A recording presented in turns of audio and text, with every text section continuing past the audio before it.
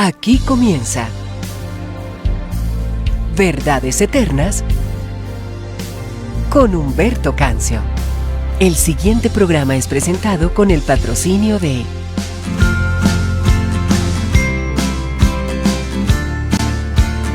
Sorprende en esta Navidad con un bonito detalle de Verdades Eternas. Camisetas, cojines,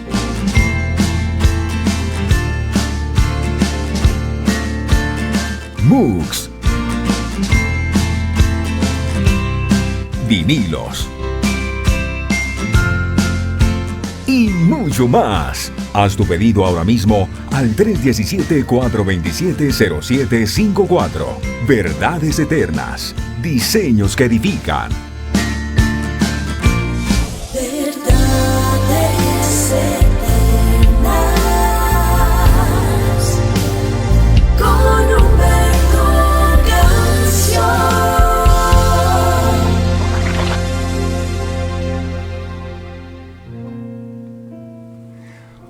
Padre nuestro que estás en los cielos, santificado sea tu nombre. Venga a nosotros tu reino. Hágase tu voluntad, así en la tierra como en el cielo.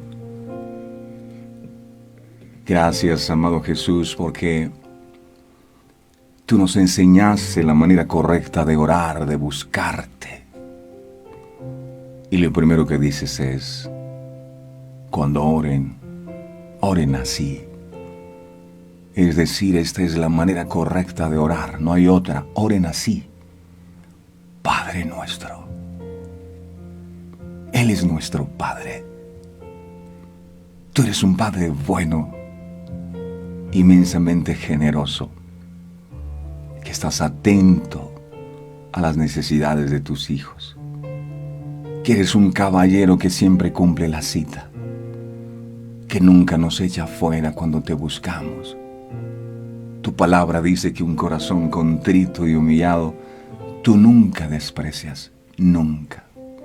Y así están nuestros corazones ante ti en este día, contritos, dolidos, porque a veces reconocemos que te fallamos, que nos equivocamos, que no somos tan perfectos como parecemos. Y nos duele fallarte. Y nos duele no poder mantenernos a veces firmes frente a las circunstancias de la vida. Nos duele negarte en momentos de dificultad,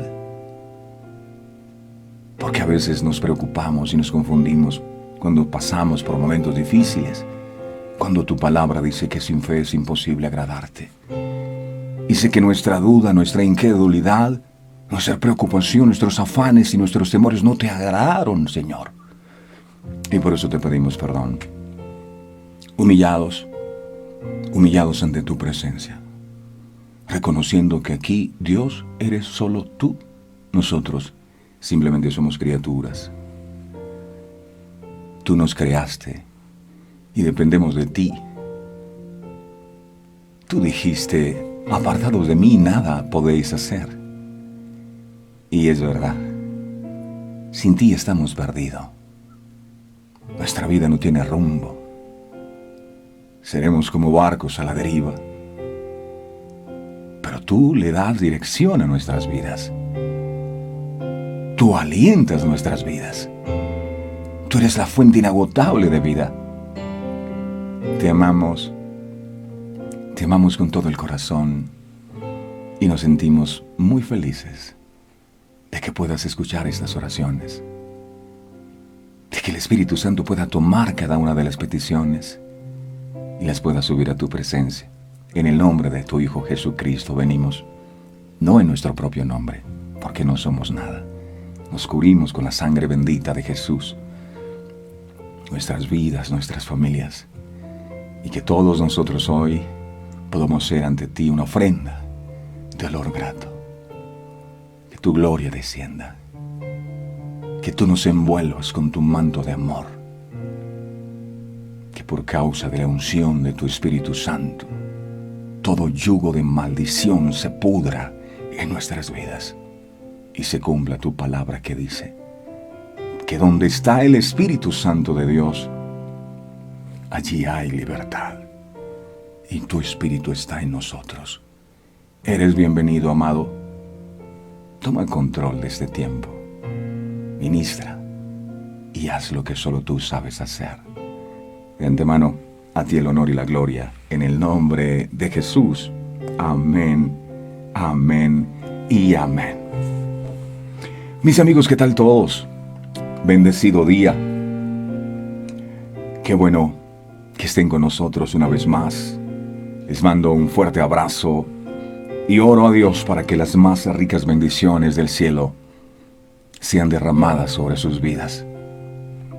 Oro para que el Señor les dé cada día más sabiduría, para que el Señor cada día más haga resplandecer su rostro sobre cada uno de ustedes, para que el Señor ilumine su entendimiento, para que el Señor corra el velo, para que cada día se puedan enamorar más y más de Él, para que se puedan apasionar más cada día por Él.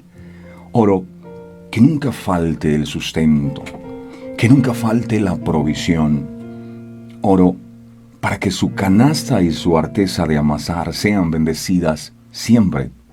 Oro y le pido a Dios que su ángel acampe alrededor de sus vidas, los guarde en el hueco de su mano y los proteja. Pido a Dios que ninguna de las plagas que el Señor envió sobre Egipto pueda tocarnos a nosotros. Que ninguna maldición pueda alcanzarnos, porque Dios se hizo maldición. Les bendigo con salud. Les bendigo en el nombre del Señor Jesucristo con paz. Les bendigo con armonía en sus hogares. Les bendigo con restauración. Les bendigo con buena comunicación en las familias.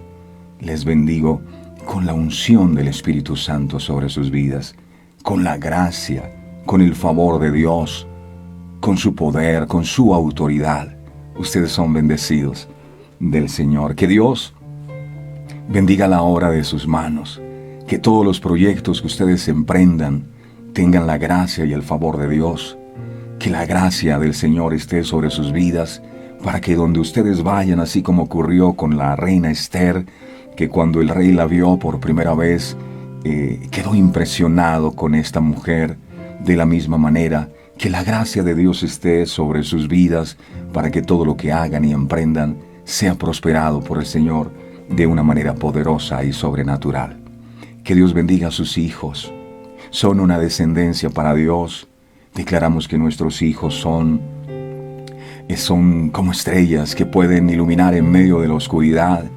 Que sus hijos no son alcanzados por el mal, ni son siervos del enemigo, sino que le pertenecen al Señor, son real sacerdocio, son nación santa. Dios bendiga a sus hijos. Reprendemos en el nombre de Jesús toda enfermedad de los cuerpos.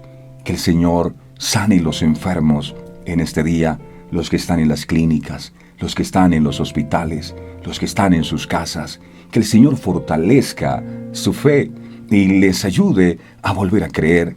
Que el Señor levante al que tiene las rodillas endebles, al que no tiene fuerzas para seguir adelante. El Señor los bendiga de una manera sobrenatural. Gracias por estar con nosotros en este nuevo día. Bienvenidos todos. Muy bien. Pero vamos a decirle al Señor que Él nos ministra en nuestras vidas, porque esta palabra es inspirada por Él. Dile allí, háblale al oído y le dices: Señor Jesús, ¿sabes una cosa? Yo quiero que tú me regales de tu revelación, que ilumines mi entendimiento, porque yo anhelo comprender tu palabra. Yo no quiero simplemente tener conocimiento de las Sagradas Escrituras, quiero tener la revelación tuya. Por eso dispongo mi corazón. Coloca tu ley en mi mente, escríbela con tu propio puño y letra en mi corazón y que de allí no se borre jamás. Habla, que tu pueblo escucha. Gracias, Jesús. Amén. Bueno, seguimos estudiando todo este tema de la venida de Jesús al mundo y lo que realmente significa, ¿verdad? Y hoy vamos a cerrar este ciclo con un mensaje que hemos titulado Cristo vive. Así lo hemos titulado. Cristo vive. El libro de Lucas en el capítulo 24, Lucas 24, verso 5. Dice la palabra Lucas 24, verso 5. Y como tuvieron temor y bajaron el rostro a tierra, les dijeron: ¿por qué buscáis entre los muertos al que vive? ¿Por qué buscáis entre los muertos al que vive? El grupo de mujeres que acostumbraba a levantarse cada mañana para servir a Jesús, siempre lo hacían dispuestas a escuchar sus profundas enseñanzas, sintiéndose orgullosas de poder tener el privilegio que muy pocos tenían de estar cerca del Mesías y de poder contemplar su gloria a través de los muchos milagros que Jesús hacía. Pero aquel día se encontraron con un panorama totalmente distinto. La desgracia había tocado a sus puertas. Ahora sus corazones estaban completamente destrozados al recordar a su mentor crucificado como el más vil de todos los criminales. Aquel domingo bien temprano en la mañana, estas mujeres no se levantaron llenas de gozo como acostumbraban a hacerlo, sino que se levantaron aquel día llenas de un profundo dolor. Se levantaron para ir al sepulcro donde habían enterrado el cuerpo sin vida de Jesús. La excusa de estas mujeres, entre las que se encontraba María Magdalena, era simplemente ungir el cuerpo de Jesús con perfumes y especias aromáticas, como era la costumbre. Pero creo que detrás de todo esto, lo que ellas buscaban era un poco de consuelo al poder ver su cuerpo sin vida, aunque sea por última vez. Pero cuando llegan al lugar de su sepultura, se llevaron una gran sorpresa. La tumba estaba vacía. Lucas, capítulo 24, versos del 1 al 3. Lucas 24, del 1 al 3. Dice: el primer día de la semana, muy de mañana, vinieron al sepulcro trayendo las especias aromáticas que habían preparado y algunas otras mujeres con ellas. Y hallaron removida la piedra del sepulcro, y entrando no hallaron el cuerpo del Señor Jesús. Y me pregunto, ¿cuántos,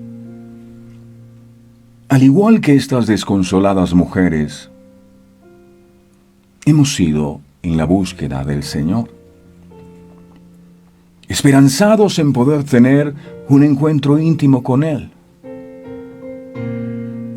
Y sucede que cuando llegamos a aquel lugar, el lugar de la oración, el lugar donde esperábamos hallarlo,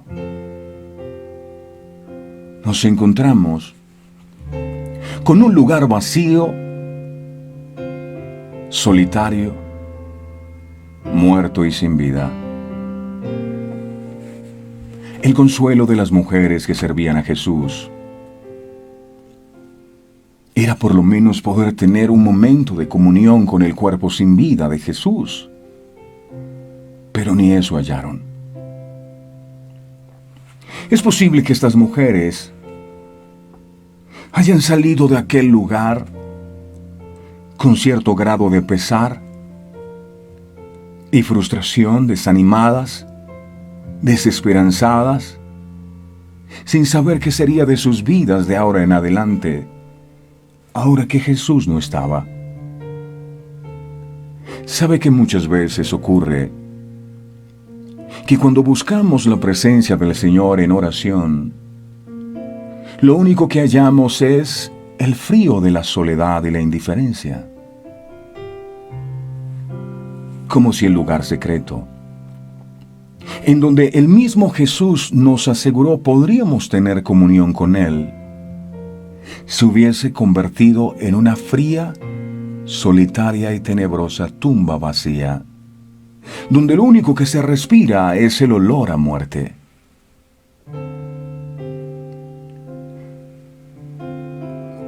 ¿Alguna vez has llorado por algo hasta que se te acabaron las lágrimas? Tus ojos hinchados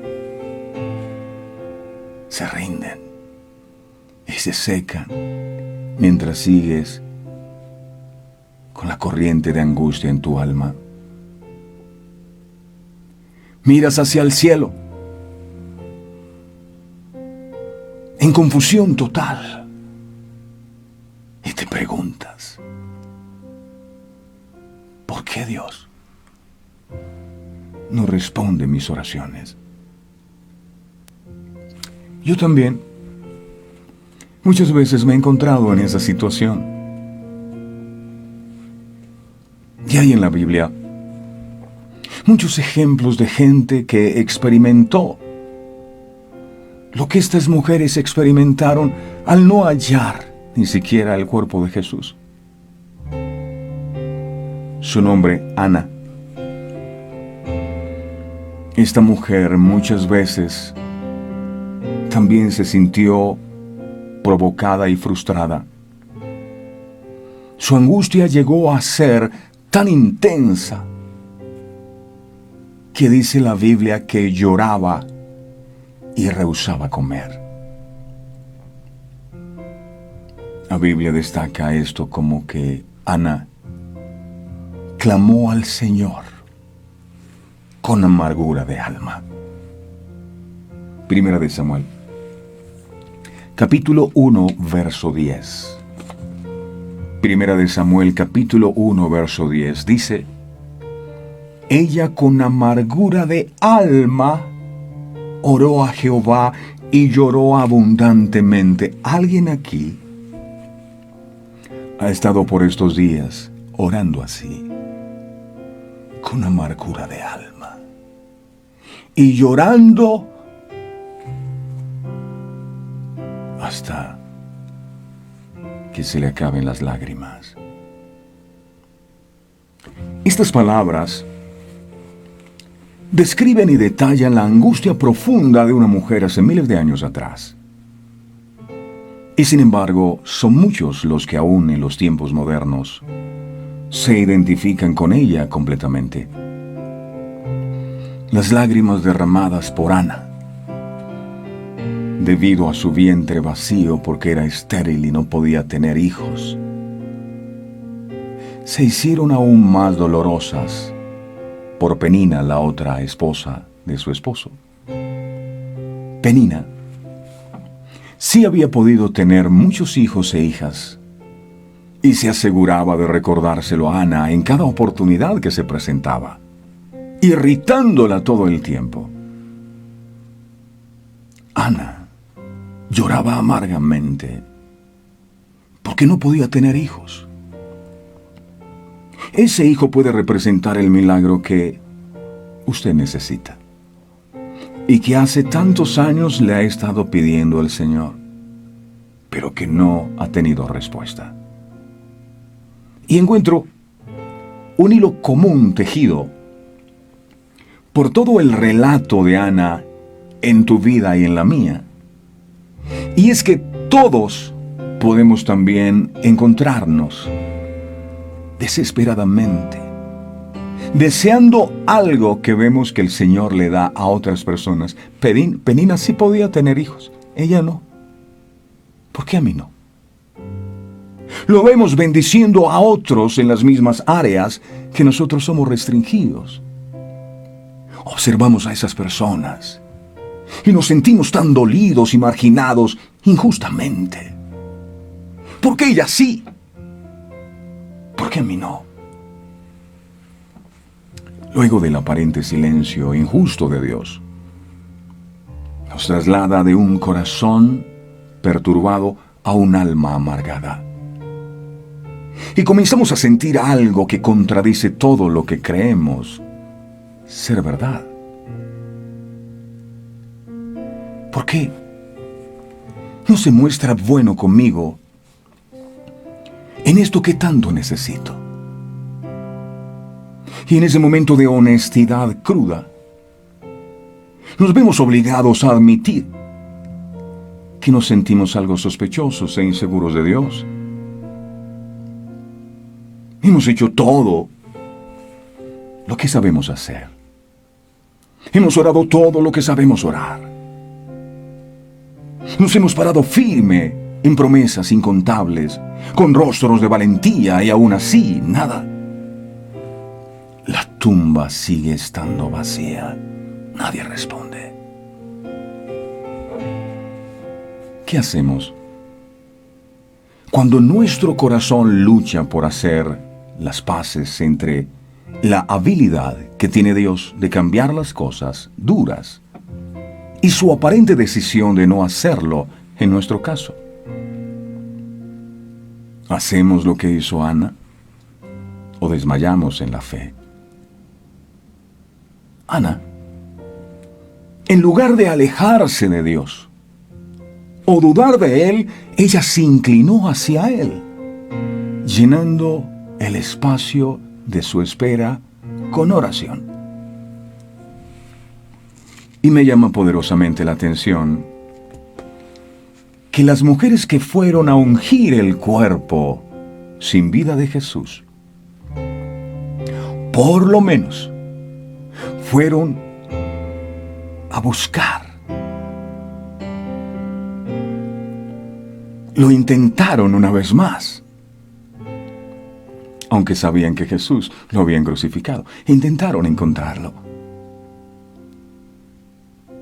No como el resto de los discípulos de Jesús, que se resignaron tanto que prefirieron quedarse encerrados por causa del temor. Ellos perdieron la esperanza. Estas mujeres fueron al sepulcro con la esperanza de poder encontrar por lo menos sus despojos mortales. Voy a la oración, aunque no lo sienta, aunque no lo vea, aunque no me responda, sigo perseverando. Eso es fe. Esas mujeres lloraban desconsoladamente y cavilaban en sus pensamientos. ¿Quién se habrá llevado el cuerpo? ¿A dónde lo habrán puesto? Esa era su oración. Estando en esa lucha interna, la respuesta del Señor no se hizo esperar. A través de sus ángeles, les dice algo que aún hoy muchos siguen sin comprender. La respuesta del Señor a través de los ángeles a estas mujeres que no tenían respuesta, que no hallaban el cuerpo de Jesús, que no hallaban su presencia, fue: ¿por qué buscan entre los muertos al que vive? ¿Estás buscando en el lugar equivocado. Por eso, la respuesta de Dios no ha venido. ¿Por qué buscas entre los muertos al que vive? Muchas personas cargan un crucifijo representando con ello el sacrificio de Jesús en la cruz. Sin embargo, es más, algunos le rezan el crucifijo. Sin embargo, aunque la Biblia nos dice que era necesario que Jesús fuera entregado en manos de los hombres pecadores, que lo crucificaran para pagar el precio de la redención por todos, el crucifijo no representa la victoria que Jesús obtuvo en la cruz, sino solo su muerte. Solo su muerte. Jesús en la cruz nos redimió del pecado. Cuando su cuerpo fue flagelado por el látigo romano, Él también estaba llevando nuestras enfermedades. Así lo afirma el libro de Isaías, capítulo 53, en el verso 5. Mire lo que ocurrió. Isaías 53, 5. Dice: mas el herido fue por nuestras rebeliones. Dice: molido por nuestros pecados. El castigo de nuestra paz fue sobre él, y por sus llagas nosotros fuimos curados. No dice seremos. Fuimos curados. El que está batallando con una enfermedad, aprópiese de esta palabra. Por sus llagas fuimos curados. Usted ya fue curado por sus llagas. Ya lo hizo. De manera que esa enfermedad no tiene por qué estar en su cuerpo.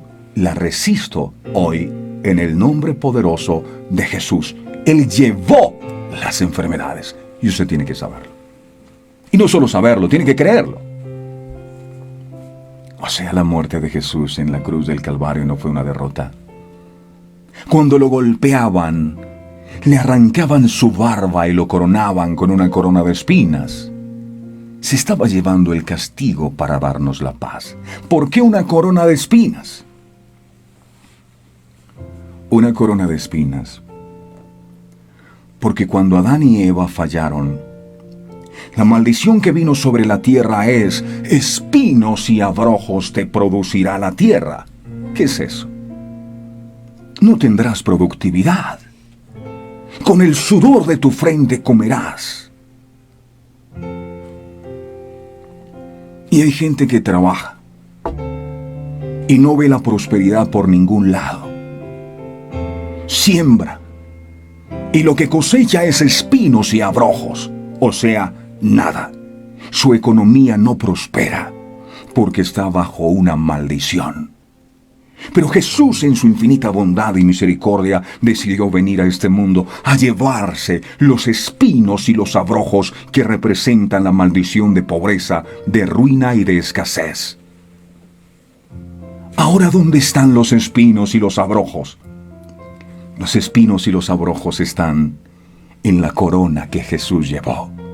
La Biblia dice que siendo Él rico, se hizo pobre para con su pobreza enriquecernos a nosotros. Cuando usted tiene la revelación de esto, entonces usted aplica la sangre de Jesús sobre su tierra para que no vuelva a producir espinos y abrojos, para que la maldición de escasez, de ruina, de falta de empleo se vaya de su vida, porque Jesús al morir ya llevó la maldición en esa corona de espinos.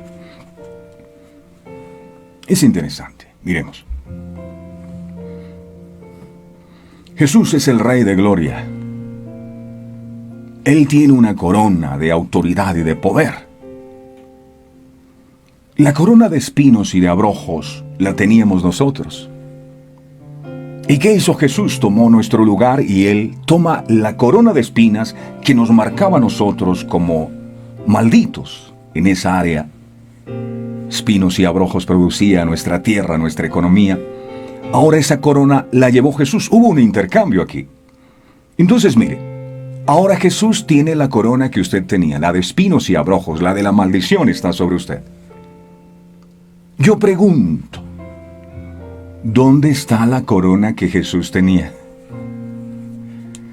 La corona que Jesús tenía, ahora se la puso a usted. Y esa autoridad que habíamos perdido nos fue retornada. El Señor le había dicho a Adán y Eva, mira, señoread, sojuzgad sobre los peces del mar. Eso es autoridad. Y el hombre por causa del pecado había perdido la autoridad. Pero cuando Jesús lleva la corona de espinas, ahora Él nos entrega su corona y nosotros estamos en victoria. ¿Cuántos pueden creer eso? ¡Qué bueno y maravilloso es Dios! No obstante, ese terrible sufrimiento que Jesús soportó para salvarnos hubiera sido en vano si su obra hubiera culminado en la cruz. Se acabó en la cruz. Hasta ahí llegó todo. Los discípulos de Jesús dijeron, esto se acabó aquí, nada más que hacer. Apague y vámonos, como diríamos acá en Colombia. Cuando los ángeles le dijeron a las mujeres, ¿por qué buscáis entre los muertos al que vive? Se referían precisamente a la ceguera espiritual que aún existe en el mundo actual. Muchos andan en derrota y no en victoria, porque tienen una relación con un Cristo crucificado y no con un Cristo resucitado. Ahí está el problema. No, hermano, yo ando prosperado, bendecido y en victoria. Un grito de júbilo. ¡Bú! ¿Cuál victoria? ¿Cuál victoria? ¿Por qué? Repito, porque tienen una relación con un Cristo crucificado y no con un Cristo resucitado. ¿Por qué buscan entre los muertos al que vive? Colosenses. Colosenses. ¿Dónde estás, Colosenses? Aquí está. Colosenses, capítulo 2, versos 14 y 15. Agárrese que esto empieza a ponerse bueno aquí. Colosenses 2, 14 y 15. Dice la palabra. Dice la palabra. Mire lo que ocurrió cuando Jesús murió en la cruz. Mire lo que ocurrió. Anulando el acta de los decretos que había contra nosotros, que nos era contraria, quitándola de en medio y clavándola en la cruz. ¿Qué significa? Que todos los argumentos que Satanás tenía por las veces que nosotros le fallamos a Dios y desobedecimos sus mandamientos, todos esos argumentos, aquí dice, que anuló el acta de los decretos. O sea, cuando el enemigo quiera venir a presentar, es que este es el listado de decretos que yo tengo contra fulano de tal, y Dios dice, muéstreme, a ver, muéstreme. Pero yo no veo nada ahí. Eso está en blanco. ¿Qué pasó? Hello. Bueno, lo que pasó fue que la sangre de Jesús limpió mis pecados. La sangre de Jesús canceló los argumentos y ahora no hay nada. ¡Wow! Soy libre. Alguien tiene que saltar de alegría aquí.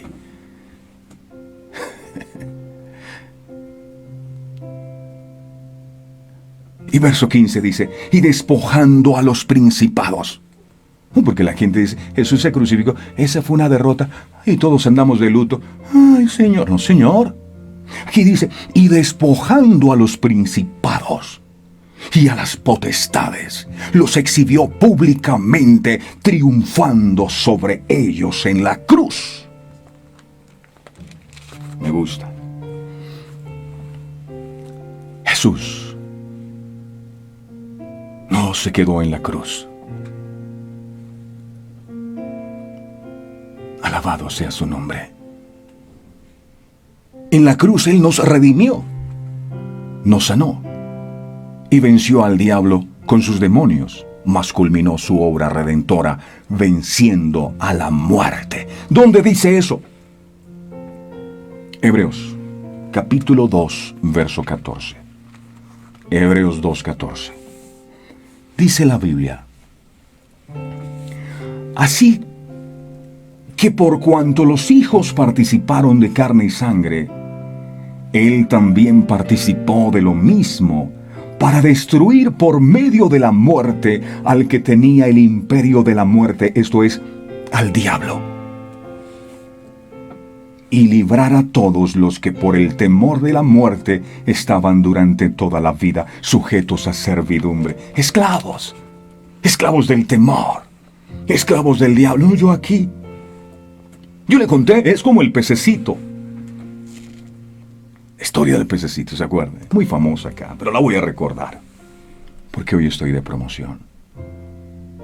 Un hombre tenía un pececito en una pecera y decidió soltarlo en alta mar.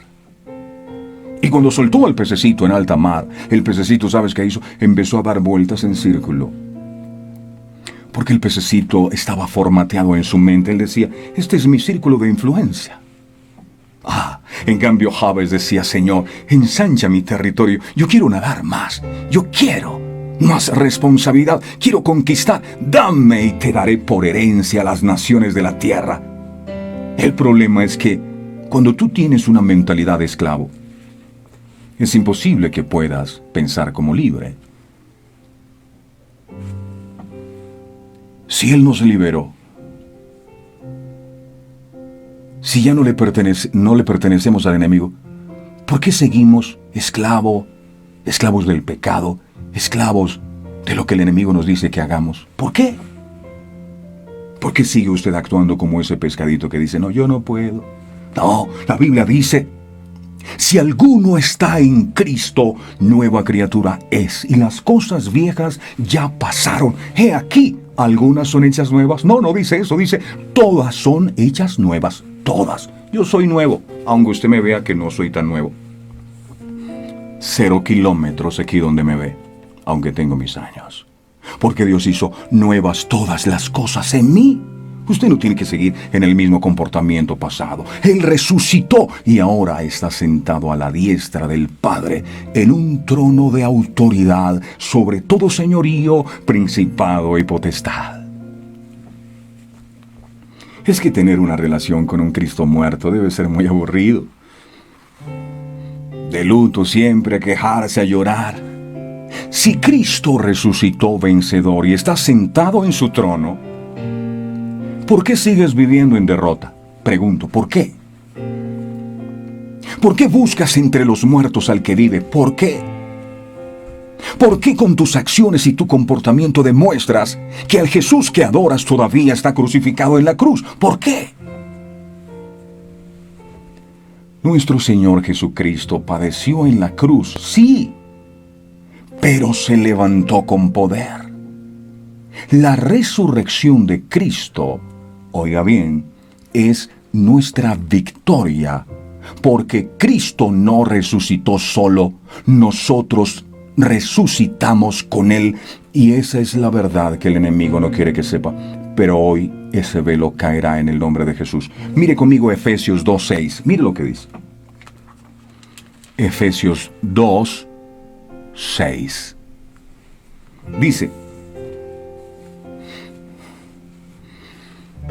Dice la Biblia, y juntamente, es decir, al tiempo, con Él, y juntamente con Él, nos resucitó y asimismo nos hizo sentar en los lugares celestiales con Cristo Jesús.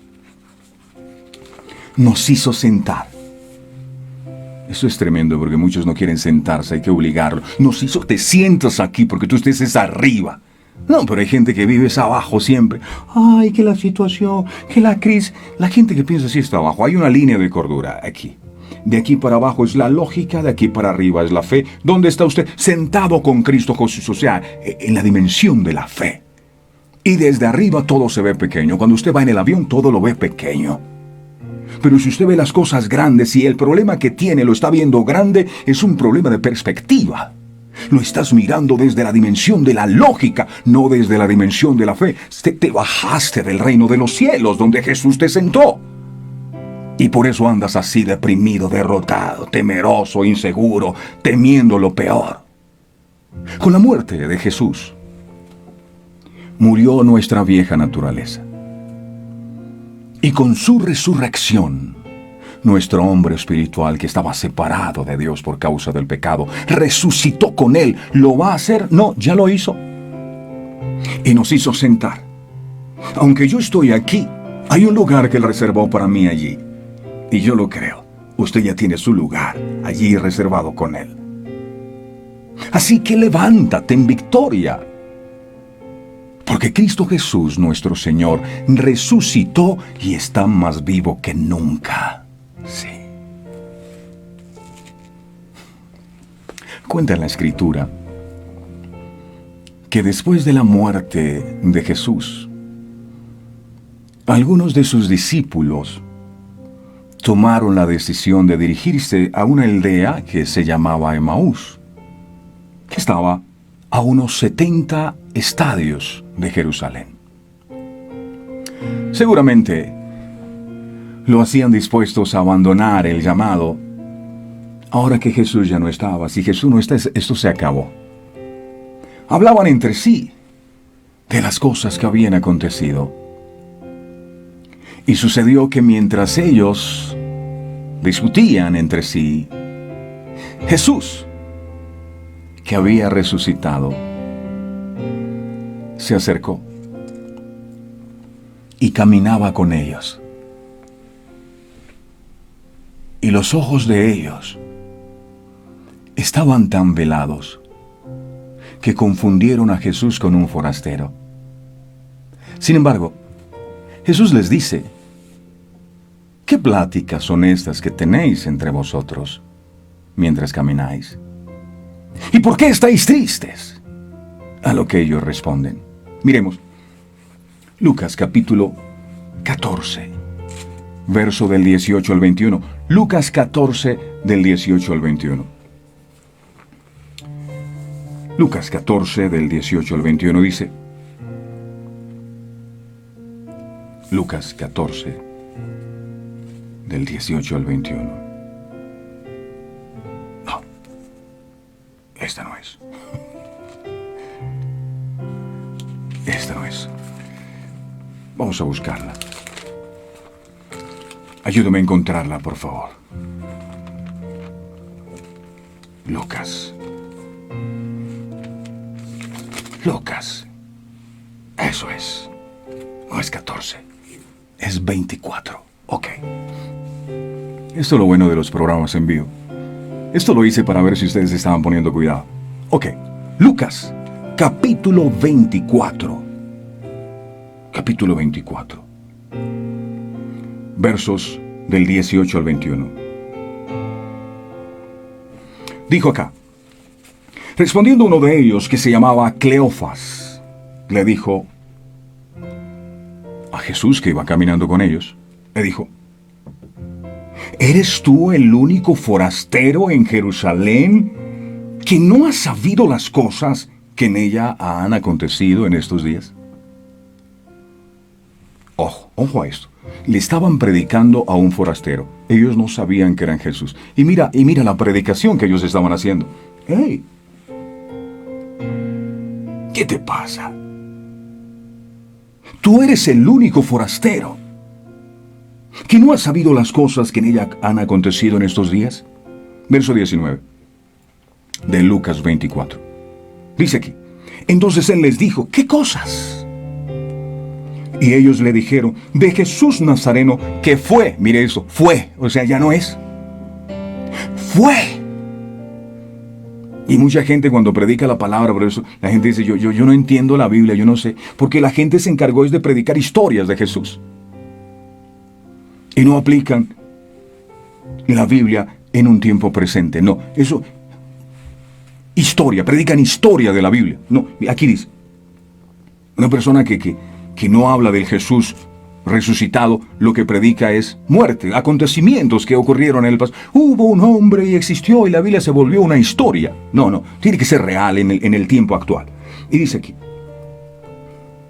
dice, ¿qué cosas? De Jesús Nazareno, que fue varón, profeta, fue poderoso, ya no es, en obra y en palabra delante de Dios y de todo el pueblo. y cómo le entregaron los principales sacerdotes y nuestros gobernantes a sentencia de muerte y le crucificaron. Están hablando de muerte aquí.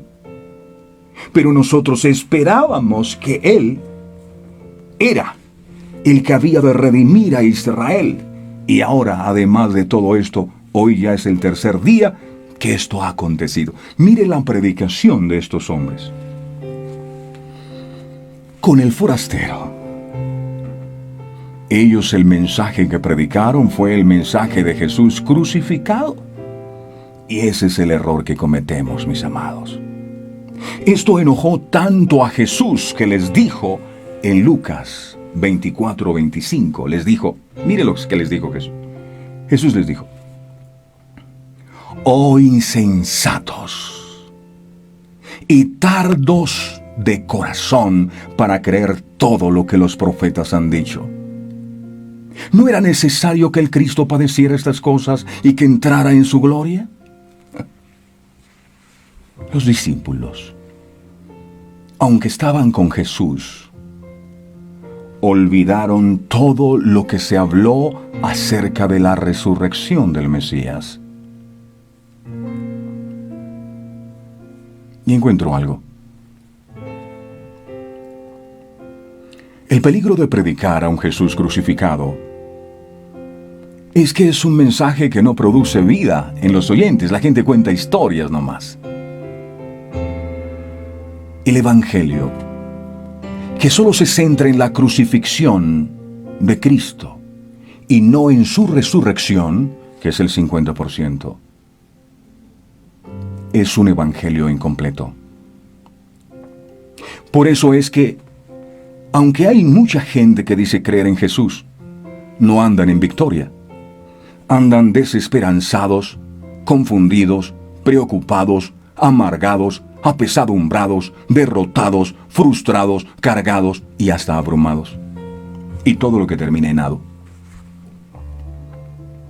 Cuando estos discípulos comprendieron esta verdad, toman la decisión de regresar a Jerusalén y contarle a los demás las buenas noticias. Ellos iban hacia Emaús, dándole la espalda al llamado. Pero cuando sus ojos son abiertos, le dan la espalda a Emaús y regresan de nuevo al propósito de Dios. Lucas, capítulo 24, verso 31 al 34. Mire lo que aconteció. Entonces, le fueron abiertos los ojos y le reconocieron, mas él desapareció de su vista. Que Dios abra nuestros ojos para poder entender esto. Para poder entender que nuestro Cristo no está muerto. Verso 32. Y se decían el uno al otro, ¿no ardía nuestro corazón en nosotros mientras nos hablaba en el camino y cuando nos abría las Escrituras?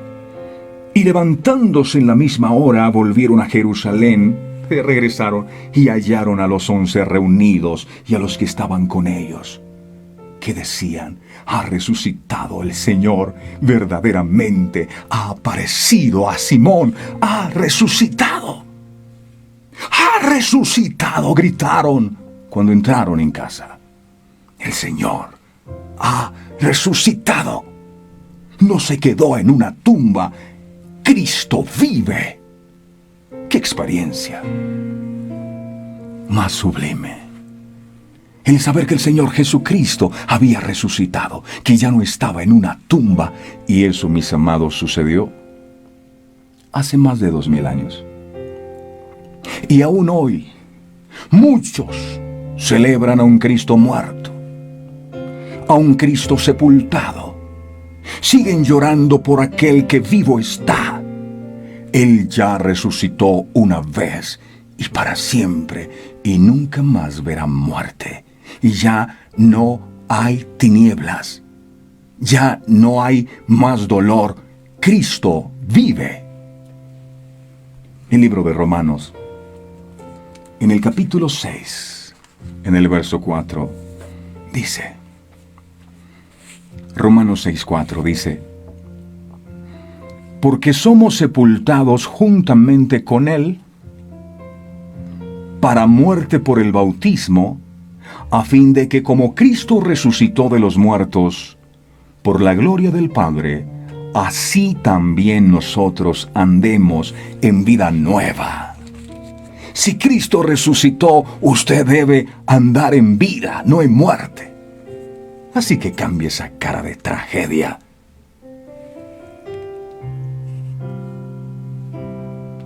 Cara de selfie siempre. Siempre.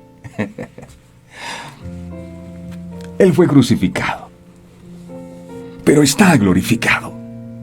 Ha resucitado. No está aquí. No está muerto.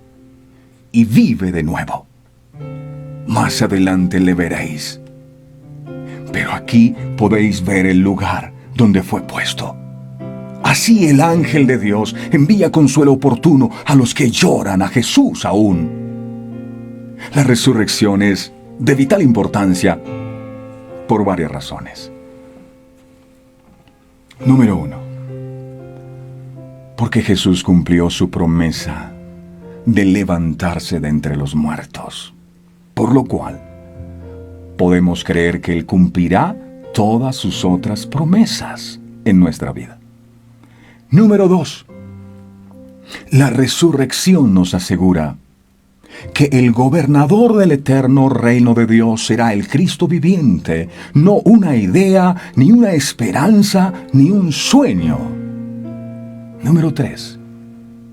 Al levantarse de la muerte, Cristo nos asegura que también resucitaremos, y lo vimos en el libro de Efesios. Juntamente con Él nos resucitó y nos hizo sentar en los lugares celestiales. Número 4. La resurrección nos enseña que el poder que levantó el cuerpo de Cristo de la muerte está vigente para traer de nuevo a la vida nuestra moralidad, nuestra espiritualidad, que estaban muertas por causa del pecado, cambiándonos y haciéndonos creer. ¿Dónde está eso? Romanos, capítulo 8, verso 11. Romanos 8, 11. Dice la palabra. Romanos 8, 11. Dice: si el espíritu de aquel que levantó de los muertos a Jesús mora en vosotros, si mora en vosotros, asegúrese que more.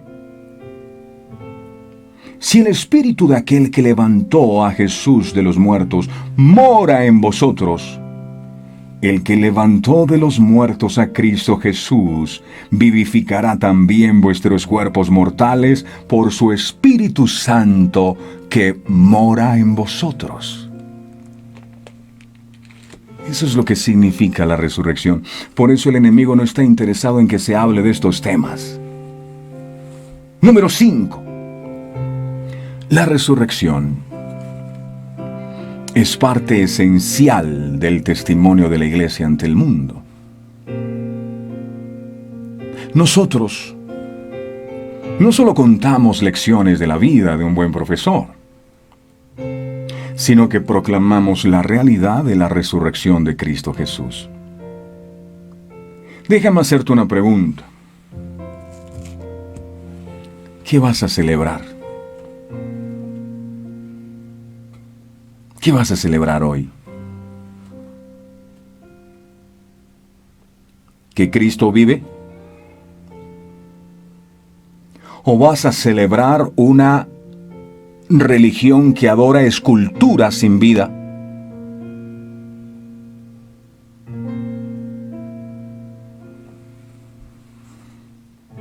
Dios no es Dios de muertos.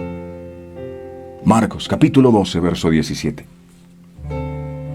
Marcos 12, 17 dice. Marcos, capítulo 12, verso 17.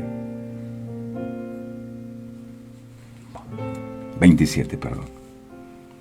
Estoy tan emocionado.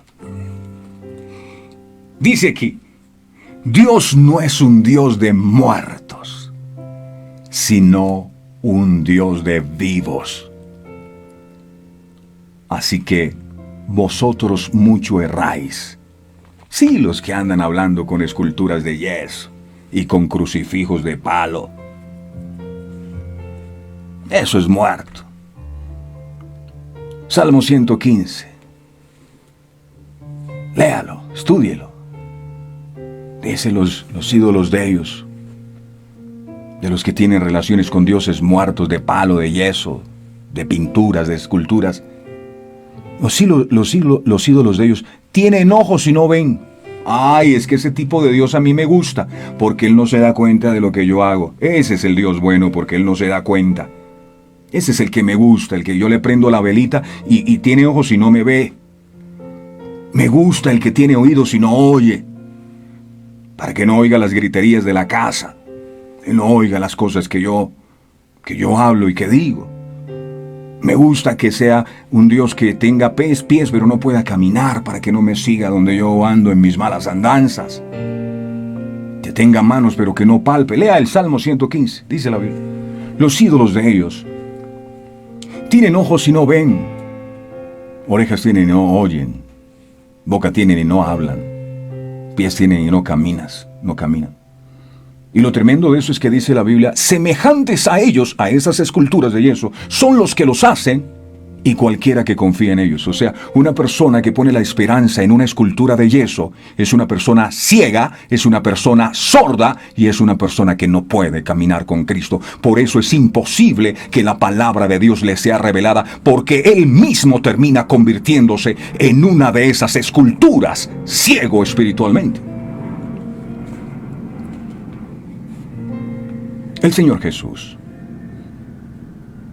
¿Y cree que Cristo está muerto por eso? No, señores. El Señor Jesús, antes de ascender a los cielos, dio pruebas de su resurrección a muchos de nuestros hermanos del primer siglo. Lo hizo para que afianzaran su fe y siguieran anunciando las buenas nuevas de salvación. Eso fue lo que comprendió Pedro, después de haber negado 3 veces a Jesús, que la muerte no pudo retener a su Cristo. Ese fue el centro de su mensaje y por eso miles se añadían a la iglesia día tras día. Hechos, capítulo 2, mire la predicación de Pedro después de haber negado 3 veces a Jesús y que Jesús se le presenta ya resucitado y le dice, ¿tú me amas? Sí, Señor, yo te 3 veces. Entonces Jesús le decía, si me amas, entonces apacienta mis corderos. No me digas quién me amas, demuéstrame que me amas, yendo a predicarle a otros. Y Pedro entendió el mensaje por haber tenido el encuentro con un Cristo resucitado. Su vida y su predicación cambió. Hechos, capítulo 2, versos del 30 al 41. Mire la predicación de Pedro. Se vaya como en la plaza de Bolívar de la época, delante de toda la gente, sin micrófono. Pero siendo profeta, y sabiendo con juramento, Dios le había jurado que de su descendencia en cuanto a la carne levantaría al Cristo para que se sentase en su trono. Levantaría. Viéndolo antes habló de la resurrección de Cristo, que su alma no fue dejada en el Hades, ni su carne vio corrupción. A este Jesús resucitó Dios, de lo cual todos nosotros somos testigos. Así que exaltado por la diestra de Dios, y habiendo recibido del Padre la promesa del Espíritu Santo, ha derramado esto que vosotros veis y oís. Porque David no subió a los cielos, pero él mismo dice, dijo el Señor a mi Señor, siéntate a mi diestra hasta que ponga tus enemigos por estrado de tus pies. Sepa pues, decía Pedro, ciertísimamente toda la casa de Israel, que a este Jesús a quien vosotros crucificasteis, Dios le ha hecho Señor y Cristo. Al oír esto, se compungieron de corazón y dijeron a Pedro y a los otros apóstoles, varones hermanos, ¿qué haremos? Pedro les dijo, arrepentíos y bautícese cada uno de vosotros en el nombre de Jesucristo para perdón de los pecados y recibiréis el don del Espíritu Santo. Verso 39, porque para vosotros es la promesa y para vuestros hijos y para todos los que están lejos, para cuantos el Señor nuestro Dios llamare. Verso 40, y con otras muchas palabras testificaban y exhortaba diciendo, sed salvos de esta perversa generación. Y dice la Biblia, así que los que recibieron su palabra fueron bautizados y se añadieron aquel día como 3,000 personas. La explosión del ministerio de los apóstoles. El avivamiento se manifestó solo el día que dejaron de predicar a un Jesús crucificado y se enfocaron en contarle al mundo acerca del Jesús que venció la muerte. Lastimosamente, para muchos Jesús está muerto. Y la única imagen que observan es el cuerpo clavado en un crucifijo de palo, al que besan, le rezan y oran. Otros se quedan con la figurita del niño Jesús que colocan en el pesebre. Ese es Dios, y con eso se quedan. Sin embargo, Él está vivo y sigue cambiando y transformando las vidas de todos los que depositan su fe en Él. El diablo sabe eso. Y por eso levanta argumentos para atacar la resurrección, que es la estructura de la doctrina cristiana. Es por eso que en estos últimos tiempos la apostasía ha llegado a muchos corazones. Porque no creen en la resurrección de Cristo. Nuestra vida de testimonio es otra prueba indubitable de que Cristo es un Dios vivo y que puede hacer grandes cosas en este mundo incrédulo. Dichosos los que creen en Él sin haber visto, los que lo dejamos vivir en nosotros a través de su Espíritu Santo. Cada creyente renovado es un testimonio del Dios vivo. Por eso el apóstol Pablo decía, ya no vivo yo, ahora vive Cristo en mí. Vive, no muere, no está muerto. Porque si su Cristo está muerto, huele a podrido en usted. Por eso no hay palabras de fe, por eso no hay palabras de confianza, sino queja, amargura. Si usted afirma que Cristo vive en usted, se le debería notar por algún lado. Oh, aquí, bendecido, prosperado y en victoria. ¿Cuál victoria? Cristo vive en mí. ¿Cuál Cristo? No parece, mire cómo camina. ¿Quién dijo que Cristo camina así? Cristo camina con paso firme y adelante. ¿Cuántos son? A ver. Termino con esto. Si Cristo vive, tú también vives. Sí. Así que vamos a orar. Claro, si está vivo, ¿no? Vamos a orar. Amado Dios, wow, gracias por todas estas revelaciones impresionantes que cada mañana nos regalas. Wow. Debo reconocer, mi amado, que tal vez mi relación contigo hasta el día de hoy era con un Cristo crucificado y un Cristo carente de poder. Por eso muchas veces fui al lugar secreto, o como estas mujeres que se levantaron muy de mañana a buscar tu cuerpo para ungirlo con especias aromáticas. Querían tener un último contacto contigo, pero se encontraron con la tumba vacía y no hallaron nada.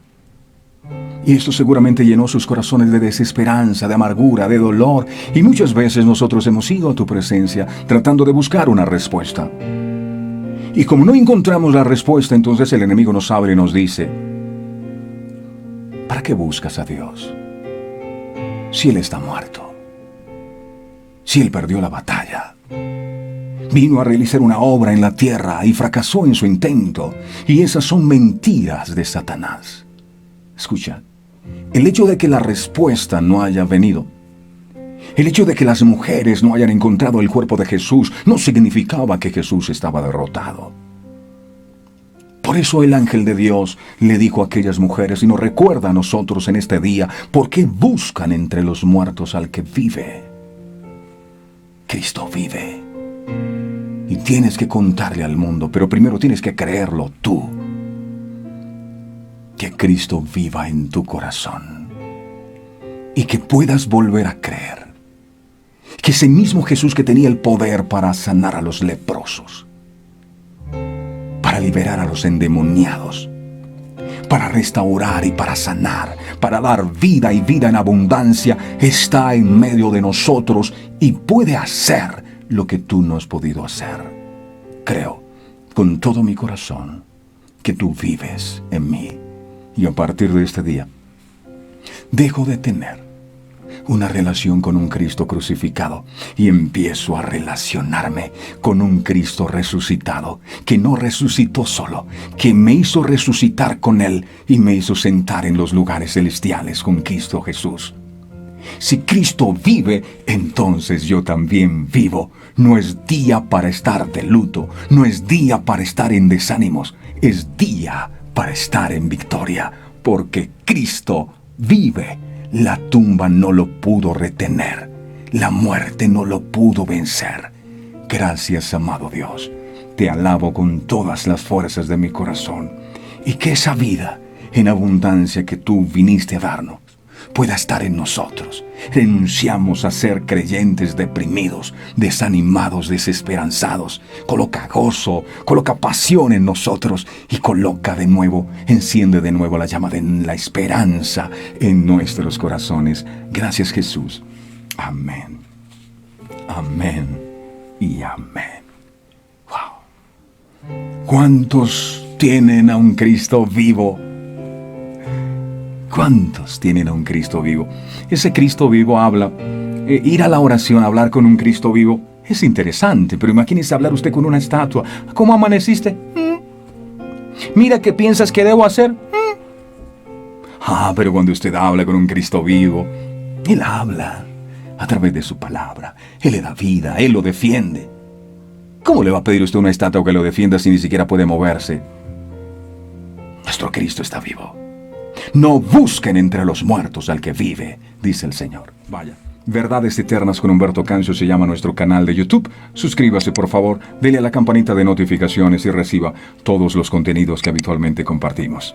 Me encantó estar con ustedes en este nuevo día. Pido a Dios que les bendiga de una manera sobreabundante, grande, rica y abundantemente. ¡Feliz día para todos! Este programa fue presentado con el patrocinio de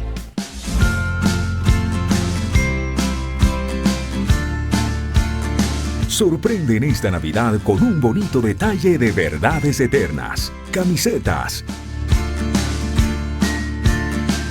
cojines,